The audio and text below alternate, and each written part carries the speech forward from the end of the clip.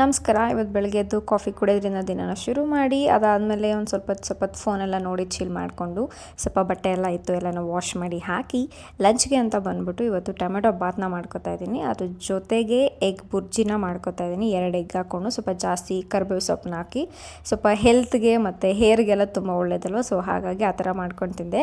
ಒಂದು ಪ್ರೈಮಲಿ QALB ಅಂತ ಒಂದು ಮೂವಿ ಬಿಟ್ಟಿದ್ದಾರೆ. ಇಟ್ಸ್ ಲವ್ ಸ್ಟೋರಿನ ಇಷ್ಟಪಡೋರ್ಗೆ ಈ ಮೂವಿ ಇಷ್ಟ ಆಗುತ್ತೆ. ಸೊ ಆ ಮೂವಿ ನೋಡಿ ಸ್ವಲ್ಪ ಹೊತ್ತು ಒಂದು 2 ಅವರ್ ಹಾಗೆ ಚೆನ್ನಾಗಿ ಮಲ್ಕೊಂಡಿದ್ದಾಯಿತು. ಅದಾದಮೇಲೆ ಸಾಯಂಕಾಲ ಎದ್ದು ಮನೆ ಪಾತ್ರೆ ಎಲ್ಲ ತೊಳೆದಾಕಿ ಇವನ್ ಕಸ ಎಲ್ಲ ಗುಡ್ಸಾಕ್ದೆ. ಮನೆ ಒರ್ಸೋಕ್ಕೆ ಮಾತ್ರ ಆಗಲಿಲ್ಲ, ಬಿಕಾಸ್ ಎದ್ದ ಮೇಲೆ ನಂಗೆ ಬಾಡಿ ಪೇನ್ ಸ್ಟಾರ್ಟ್ ಆಗಿಬಿಟ್ಟಿತ್ತು. ಐ ಡೋಂಟ್ ನೋ ವೈ ಅಂತ.